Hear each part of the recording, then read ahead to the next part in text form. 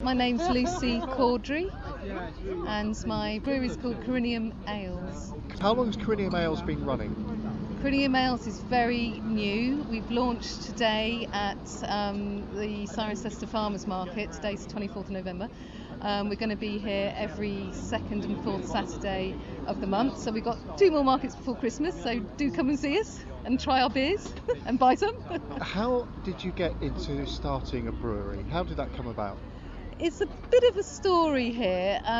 Myself and my partner, Colin Knight, we were fortunate enough to take a trip out to America last year for 6 weeks, and we weren't expecting to drink any really decent beer when we went out there. We thought we were going to be drinking Bud and Beck. I mean, there's, some people like those drinks, which is fine, but we don't. And but when we were out there, we were so impressed and pleasantly surprised by the number of locally brewed craft beers and little breweries that exist out there. So we thought, this is something we should be looking into when we get home. So on the way home, on the plane, a bit of a spooky thing happened.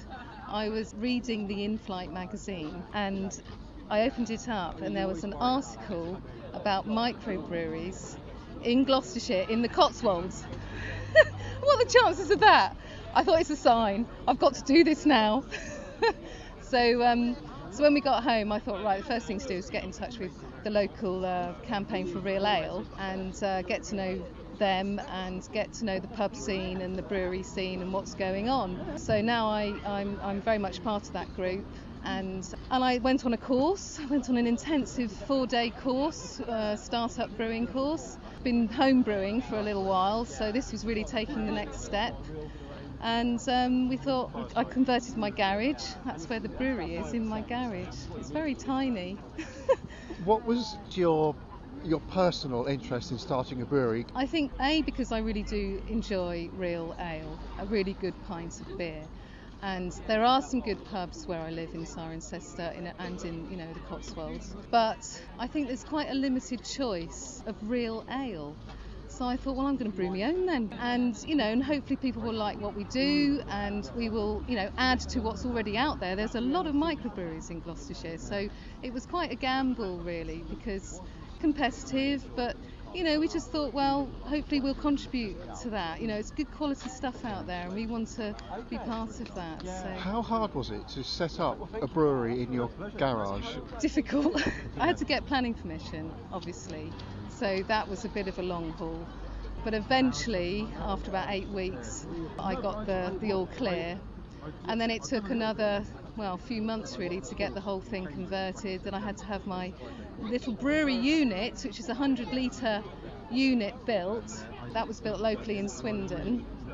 And she's called Sylvia because she was all shiny and new and silver when she arrived. And the first beer we brewed on her was a stout, so we called it Sylvia's Stout. Yeah. So, what do you know about the history of brewing in Cirencester? I don't know huge amounts, but I do know that, probably a couple of 100 years ago, there was a big brewery in Cirencester, and there are still remnants of that brewery in the town. We've got the Brewery Arts Centre, which is obviously where the main complex was. You've still got the old malting houses down Cricklade Street, which is now a residential building.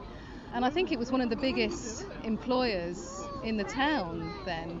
And I think people have since tried to, revive brewing in Cirencester, but it, for whatever reason, hasn't taken off.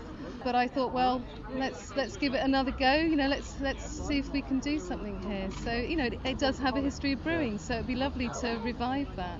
You've just reminded me of the one brewery-related fact I know about Cirencester, which is that the bowling club in the brewery car park owes its existence to the fact that it used to be the meadow where the dray horses were turned out after they'd done their rounds. There you go. And that's why the bowling green is right in the centre of Cirencester in brewery car park. Oh, well, there you go. You learn something every day, don't you? So, where can people come to get your lovely ales? We'd love to see people to come and see us in the Cirencester Farmers Market. That's our only outlet at the moment. But next year we'd like to see our ales in maybe 1 or 2 pubs, maybe a restaurant, perhaps an outlet. But We only do bottles at the moment.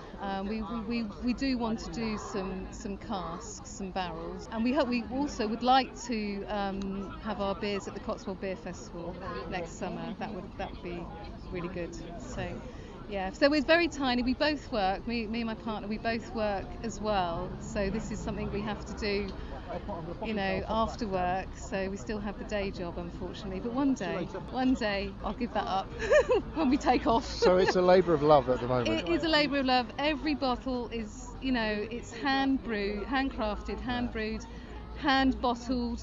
Every label stuck on by hand. It's just crazy. I mean, it's so labour intensive, but. As time goes on, we'll get a little bit bigger when we get a little bit more money so that we can invest in it. So what are the names of the beers that you brew? So we have 3 ales. We have Centurion, which is the stout. We have Ale Caesar, which is a lovely classic hoppy IPA. Yes, of course. And we have Corinium Gold, which is a lovely traditional deep golden ale. Is there a website? There is a very small website at the moment, www.coriniumales.co.uk. Thanks very much. All right, thank you.